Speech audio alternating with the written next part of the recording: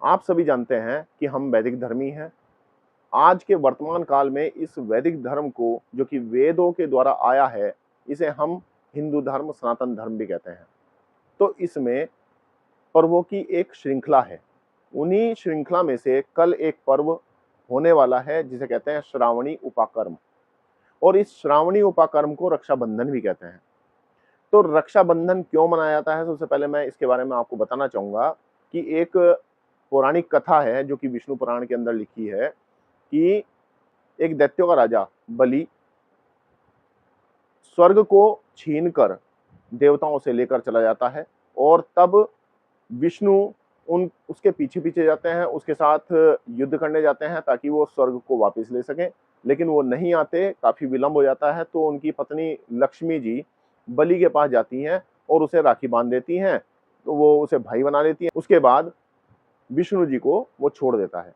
तो इस प्रकार की एक पौराणिक कथा है। वैसे तो और भी कथाएं हैं, लेकिन जो मुख्य कथा है ये यही है। इसी के द्वारा फिर रक्षाबंधन पर्व प्रारंभ हुआ।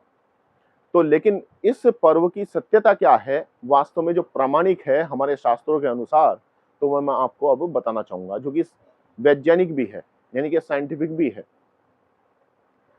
तो श्रावणी उपाकर्म, ये दो शब्द हैं। तो श्रावणी बना है श्रावण से, यानी कि श्रावण जो मास है, और ये श्रावण मास बनता है श्रवण नक्षत्र से। श्रवण नक्षत्र से कैसे बनता है कि पूर्णिमा के दिन जब चंद्रमा श्रवण नक्षत्र के समीप आता है, तो तब उसी दिन से श्रावण प्रारंभ होता है। एक और इसमें आता है जो कि शास्त्रों के अनुरूप है कि श्रवण शब्द है, और श्रवण शब्द का अर्थ होता है सुनना।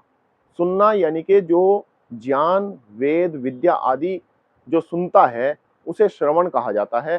तो उस श्रवण से भी श्रवण शब्द बनता है, और ये श्रावण से ही बना सावन, और ये चतुर्मास का दूसरा महीना होता है। अब इसमें आता है उपाकर्म। तो उपाकर्म में भी दो शब्दों को मिलकर उपाकर्म बना है। पहला है उप, दूसरा है कर्म। उप का अर्थ है निकट और पहले, और कर्म का अर्थ है कार्य, कार्य करना। तो कार्य करना, तो यहां पर यह आता है कि पहले कार्य करना। किससे पहले कार्य करना? क्योंकि ये जो चतुर्मास है, इस चतुर्मास में आचार्य आदि जंगलों से बाहर निकलकर संसारिक लोगों के बीच में आते हैं, और गृहस्थियों के बीच में आकर वेद ज्ञान को और अन्य जो ग्रंथों के ज्ञान है वो उन्हें देते हैं।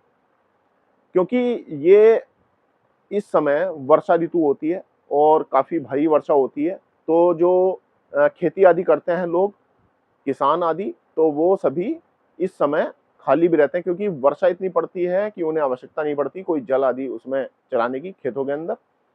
तो उस समय वो खाली होते हैं, तो उन्हें विद्या आदि दी जाती थी। तो अब आता है कि उपाकर्म। तो ये उपाकर्म क्यों किया जाता है? ये उपाकर्म का सीधा संबंध है यज्ञोपवीत से, यानी कि जनेऊ से।